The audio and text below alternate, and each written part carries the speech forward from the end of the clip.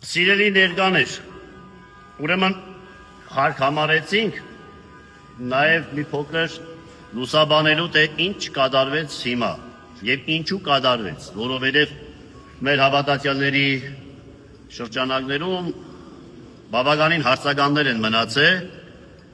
վերջին օրերի կատարված իրադարձությունների հետ կապված տարաբնույթ մեկնաբանություններ կամ ընկալումներ կան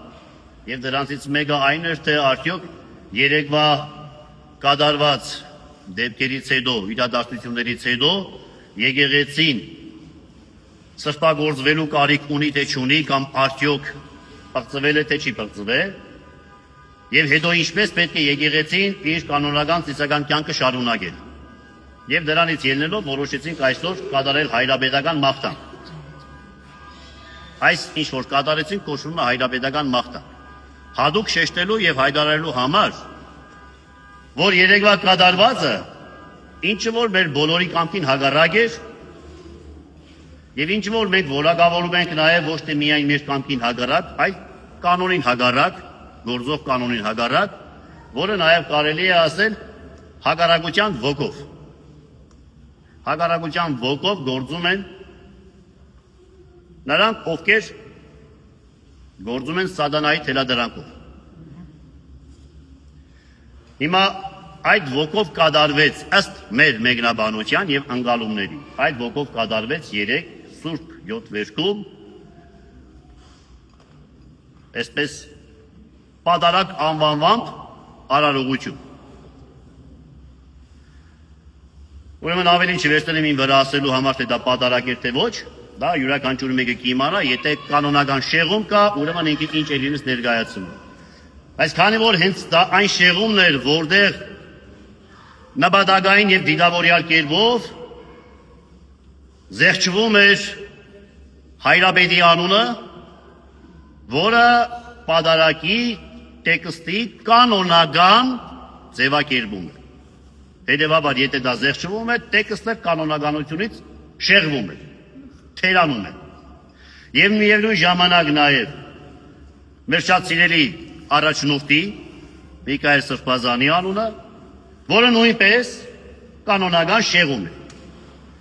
Այսինքն մեր եկեղեցում անկախ մեզնից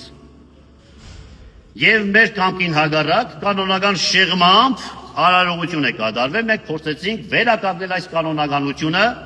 միասնականորեն։ Եվս մեկ անգամ հայտարարելու, որ մեր թեմի հոգևորականությունը, մեր թեմի հավատացյալ համայնքը, շեշտում եմ հավատացյալ համայնքը, իրեն հավատացյալ երևակայող չէ։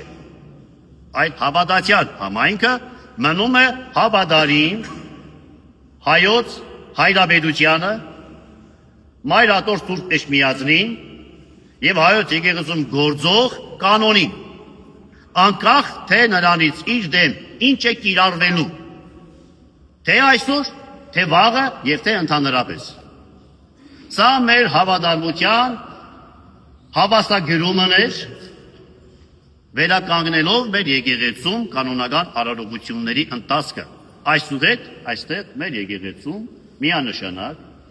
մեր հավատացյալների եւ մեր հոգեվորականների միասնական կատարմամբ միշտ տեղի ունենալու կանոնական արարողություններ։ Եվ չտա Աստված, որ էլ երբևէ հայոց որևէ մի եկեղեցում կանոնական շեղումներով արարողություններ կատարվեն որևէ ուժային կիրառումներով։ Միևնույն է, այդ արարողությունները կատարվելու ընթացքում եկեղեցին չի վնասվում, այլ վնասվում են իրենք կատարողները, որոնց տարբեր անգամ ասել ենք, հիմա էլ ասում ենք, խղճում ենք եւ նորից խղճում ենք կարեկցելով։ Արդյոք երբևէ աչքերը բացվելու է ապաշխարության համար։ Հիմա թող սա որպես կոչ իրենք լսեն։ Իսկ մենք լսում ենք այն կոչը, որ հավատարիմ ենք եւ մնալու ենք հավատարիմ ընդմիշտ։ Մեր ուխտին, մեր կանոնին, մեր Սուրբ եկեղեցուն, մեր մայրաթոր Սուրբ Էջմիածնին, իր օրինական գահակալ, այս պահին գահակալող Գարեգին երկրորդ ամենայն հայոց կաթողիկոսին եւ մեր զորակցությունը մեր թեմական առաջնորդին։ Աղոթքով, որ հույսով, որ շուտով ինքը ազատագրվելու է, հաղթելու է իր բաժին փորձառությունը, վերադառնալու է իր վիճակը հովվելու քաչ հովվի նման։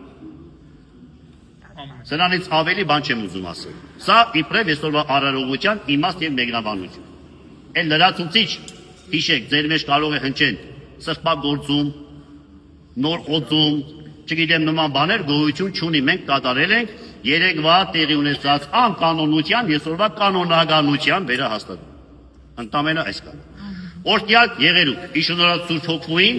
երկայքի խաղաղություն, եւ Տերն մեր Հիսուս Քրիստոս եղիցի ընդ ձեզ եւ ընդ ամենեսյանդ ամեն։